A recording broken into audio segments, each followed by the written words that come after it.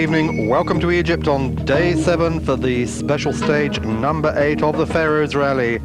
A 368 kilometer stage on a day on which the surviving 33 cars and trucks and 23 bikes will cover 565 kilometers of special stages. But first, a look back here at yesterday to see what happened on the stage as Hubert Oriol led the rally for Citroen.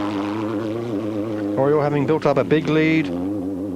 Mr. Africa, 41 years old from Paris, heading this man, Said Al-Hajri, the Desert Prince, as he's known, from Qatari, driving for the Rothmans Mitsubishi team. But it was disaster for Sabi, because after leading the rally for 4 days, Sabi tried to take a shortcut over one of these passes in a mountain range, and the car was stuck on the edge of a cliff.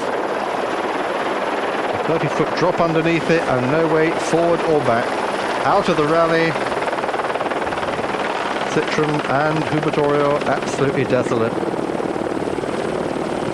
This, of course, put Said Al-Hajri into the lead of the rally.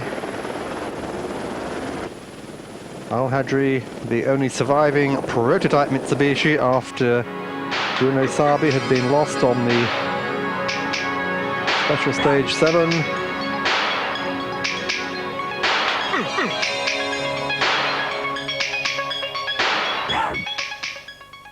So that was the last we saw of Oriol as Said Al-Hajri comes into one of the checkpoints. This was the special stage 789 kilometer Valley of the Lions. Abu Simbel to Aswan in Egypt, racing up the length of Lake Nasser, the 500 kilometer long lake formed when the High Aswan Dam was built and opened in 1971. 60,000 Nubians had to be displaced, and a number of temples, including the fabulous temples of Ramesses at Abu Simbel and the Temple of Philae at Aswan, had to be lifted out of the waters and placed up on the hills in a massive operation that lasted some 17 years. This, though, is Said Al-Hajri, Middle East Rally champion 84 and 85, and winner of the Pharaohs the last time, way back in 1985 in the Rothmans Porsche. He won it by 4 hours then. And it has to be said, at the moment, with almost an hour's lead and no problems at all for the Flying Arab, that he could well do the same again this year.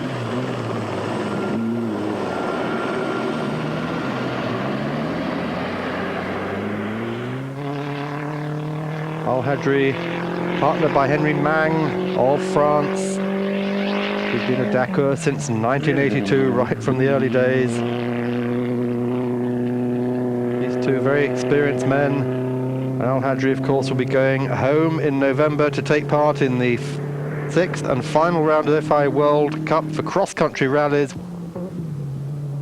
which is the Desert Challenge in the United Arab Emirates.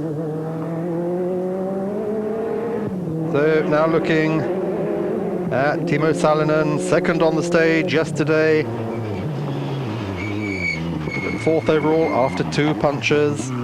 His teammate Alain Ambrosino having transmission problems, which slowed him down a bit. So the order last night behind Al-Hajri was Ambrosino in 2nd place, Jean-Louis Schlesser still in that buggy in 3rd place, and Timo Salonen 4th, just ahead of his teammate Pierre Lartigue. The Mitsubishi Citroen, buggy, Citroen and Citroen. And then in 6th place, Jean-Pierre Fontenay in the T2, the modified production vehicle class, doing a great job in 6th place.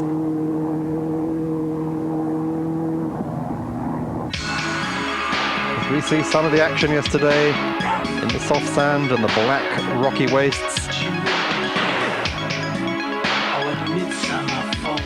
of the Valley of the Lions.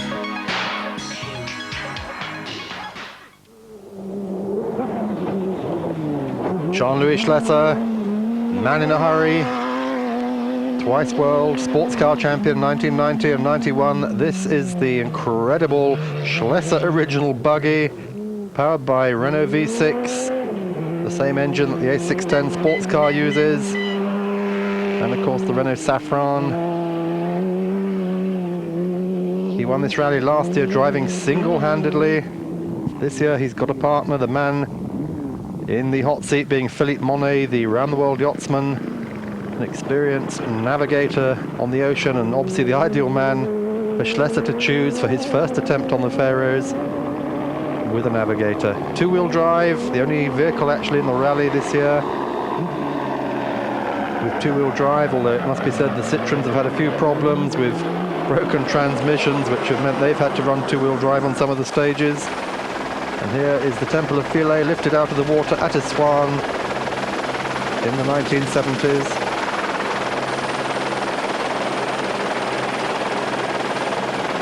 Now up on high ground as the rally last night arrived in Aswan and Elephantine Island, some of the oldest civilized parts of ancient Egypt, more than 3,500 years old. Here is Jean-Pierre Fontenay leading T2. Now well placed to win this class. He's won the class 4 times on the preceding FI World Cup rallies, the Atlas Rally, the Tunisian Rally, the Baja Portugal, and the Baja Aragon in Spain. Now heading for his 5th, and he leads in fact the championship by 75 points at this moment from Pierre Lartigue of Citroën on 71 and Timo Salonen on 58. Fontenay's main opposition, the Nissans of Michel Gambillon and Duarte Guedes, both out yesterday. Gambillon with a broken turbo on his Patrol, and Guedes with broken transmission on his Terrano. Another of the buggies racing. This is Jérôme Rivière. One of the buggies that Schlesser drove 2 years ago, Porsche powered, heading along the shores of Lake Nasser. Rivière, 21st last night. And for the bikes, a massed start yesterday, as Terry Sabine used to organise on the Paris-Dakar Rally. Pharaohs Rally organised by Banui. He's now taken over the Paris-Dakar from the Sabine organisation. It'll be his first this year. This is the mass start. A brave man holding the flares there is Banui. And off go the bike survivors of yesterday.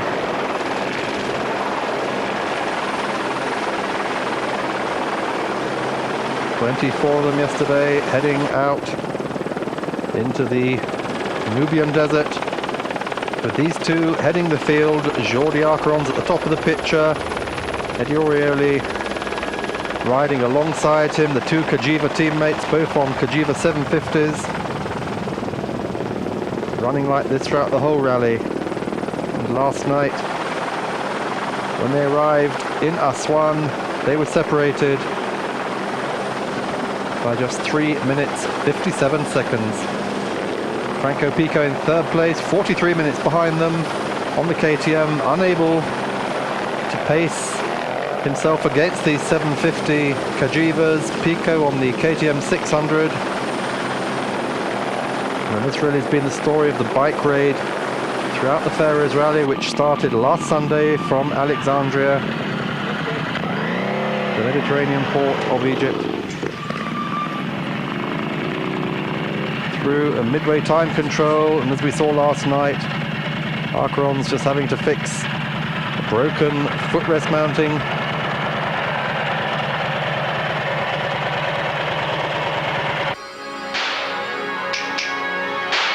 These are the two, and this, as we said, has been the story of the bike so far. We're going to take a short break, and we'll be back to look at today's action from the desert today on the Pharaohs Rally. Please stay with us. We'll be back. Welcome back to Eurosport. This is Mark Cole bringing today's coverage of the 12th Pharaohs Rally. This was day 7, special stage 8, 386 kilometers, racing from Aswan to Hurghada on the Red Sea, the east coast of Egypt.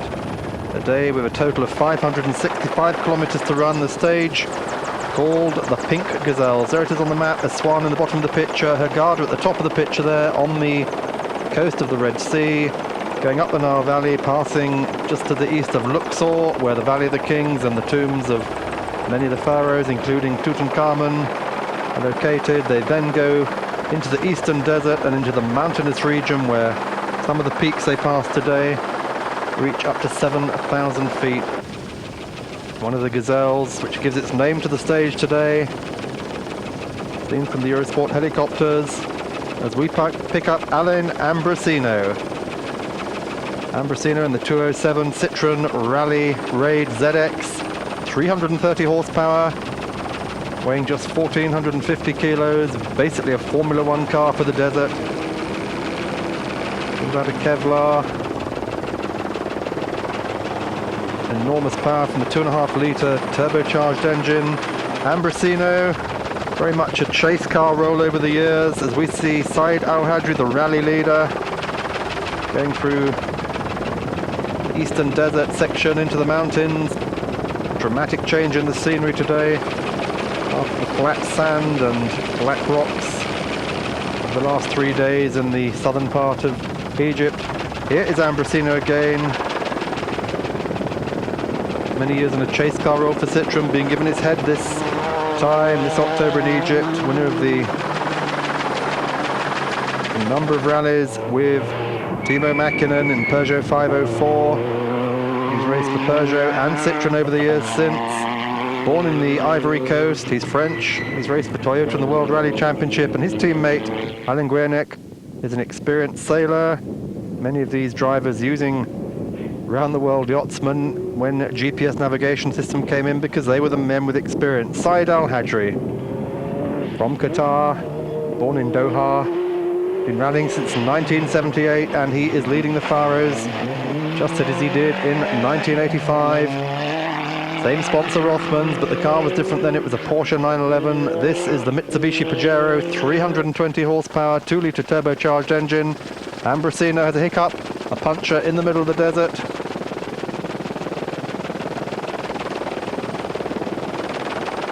Ambrosino and Guernek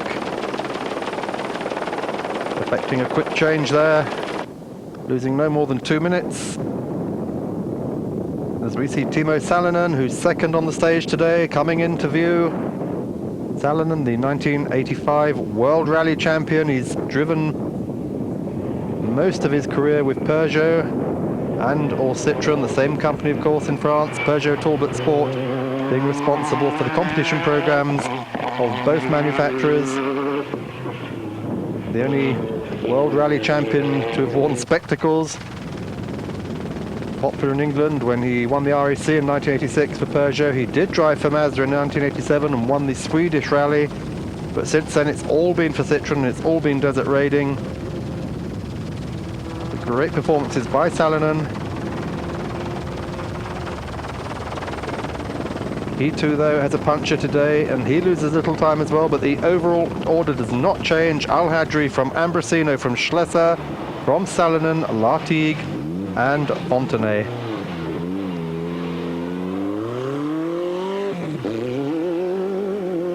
Into a time control. Salonen gets out quickly. As we see it again, Said Al-Hajri. This is the Fesh, the talcum powder-like dark sand, characteristic of not only the Sahara but of many of the deserts across Africa, and particularly here in the eastern desert. We're close to the mountains. The wind sculpts the mountains and brings this fine sand down into the valleys. It gets into everything. It gets under your overalls, it gets into the engines, it gets into your food. Jumping over a wadi there, a wadi being a dried riverbed in the winter when the rains come. This is flooded at this point, but not at the moment. October in Egypt, one of the best times of the year to visit the country. Still warm, but it's not unpleasantly hot. Meaning you have to really watch out for the scorpions. I speak from experience, having woken up with one in my sleeping bag on this event in 1984. Not something I want to repeat, and I think many of these drivers having the same problem this week.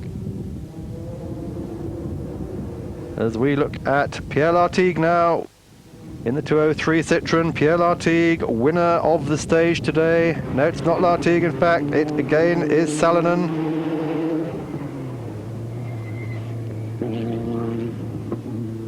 Lartigue, though, will win the stage as we see Al-Hajri absolutely sideways going down one of these valley passes, racing towards Hurghada.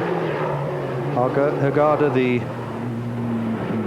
principal beach resort of Egypt. This, though, is Lartigue. 203 car Lartigue, who this year has already won the Baja Portugal and the Baja Aragon in Spain. A long-time Dakar. He started racing on the Paris-Dakar in a Range Rover in 1983. He was fourth that year on the event. He's raced since Balada, Mitsubishi, Citroen. Eventually gave up his job as a professional truck driver to become a professional rally raid driver. Blindingly fast, this man, from France.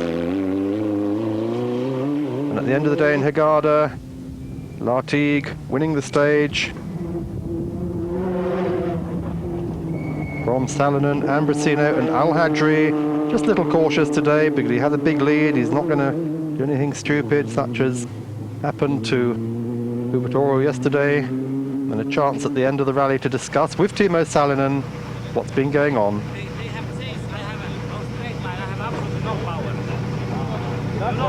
Yeah, and I tried to pass him before and I was a little bit fed up because we had very good start, we were front, we have good roads, like you saw, but we had the puncture. I see that one. Yes, then you passed me and then you saw I was front again. Yeah, we know, but yeah, the way forward. I mean, without the puncture, I should have a fantastic day. Oh, the stage, it's again tough, you know. I think every day we have a tough stage. I mentioned it many times to you. The stage very twisty. It's a little bit difficult with navigation, you know, especially when you go car number one in the road, you know. It's many places you have to go from wadi to wadi or from point to point. But it's been okay for us. We've been trying our best, me and my navigators, and worked okay. What will be your tactical until the car? What do you intend to do? Yeah, we'll keep push, you know. We want to win the rally by good drive and good navigation and good car, you know. We don't want anybody to give winning, you know. We make it ourselves. The side Al-Hajri still leading. There's the order. Al-Hajri, Ambrosino, Schlesser, Timo Salonen incidentally driving with Britain's Fred Gallagher, and Pierre Lartigue in 5th place after various problems. Well, we're going to take another short break and then we'll have a look at the bikes today on the Pharaohs Rally. So please stay with us on Eurosport.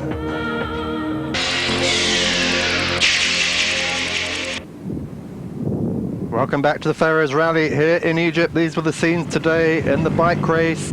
And the big surprise today, Franco Pico wins the stage. Second stage winner of the event, but it's a big surprise because the event has been dominated thus far by Jordi Arcarons and Eddie Orioli. Franco Pico, the Milan dentist, a very experienced desert raider over the years. He's on a KTM 600. He was 1988. Second on the Paris-Dakar and again in 1989. Still running third overall in the rally and finding that power difference between the 600 of his KTM and the 750 Kajivas just not enough to get him up front. So how did he win today? Well, it was a difficult day for everybody, including the car drivers. Everybody taking different routes at the start of the event. In fact, in the car section, Schlesser, Salonen, Al-Hajri, Lartigue and Ambrosino all took different routes at the start, all got lost and all arrived at the second time check covered by the same minute. Same story with the bikes, looking for routes through the desert. This is Jordi Arcarons on the Lucky Strike Kajiva, one of the two factory bikes on the event.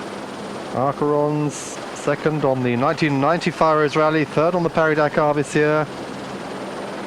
Riding all the time with his friend and teammate Eddie Orioli of Italy. Here on the Albatross Kajiva, twice winner of the Paris-Dakar in '88 for Honda, in 1990 for Kajiva. Last year, just to be different, tried the Pharaohs Rally in a Mercedes G-Wagen. And this is what happened today. The pair of them, following their noses, came to a cliff, not unlike the one in which Vittorio came to a halt yesterday. And just look at that scenery. This is in the mountains, just to the west of Hurghada. Orioli off his bike for a moment, having a look to see the best way down there onto the valley floor with Acheron's weights. As our helicopter circles round to see how they're going to cope with it. Well, Orioli has seen a passage down. It looks a bit tricky, but they're going to try it. He waves to Acheron, sends him down, and just look at this. I think most of us will think twice about trying to get down here on foot. That's a 100-foot drop over the edge. These are experienced desert raiders, and this is what these obstacles are for. They're to be conquered. This, of course, delaying these two for a few minutes, and Franco Pico making the most of it. He wins the stage, in fact, by 51 seconds.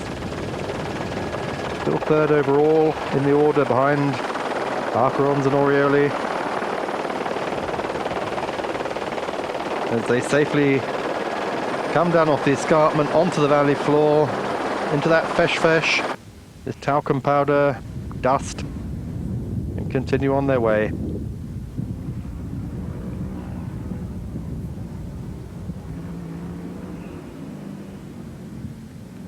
Extraordinarily quiet in this part of the desert until these bikes come racing through an area where there's a lot of gazelles.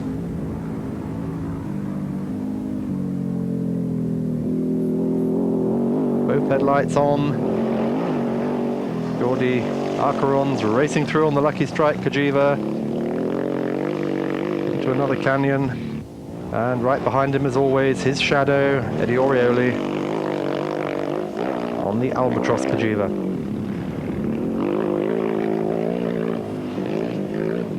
So interesting that Pico wins today, and the other big story today, Jutta Kleinschmidt, the German lady rider, she finishes fourth on the stage and moves up to fourth overall, because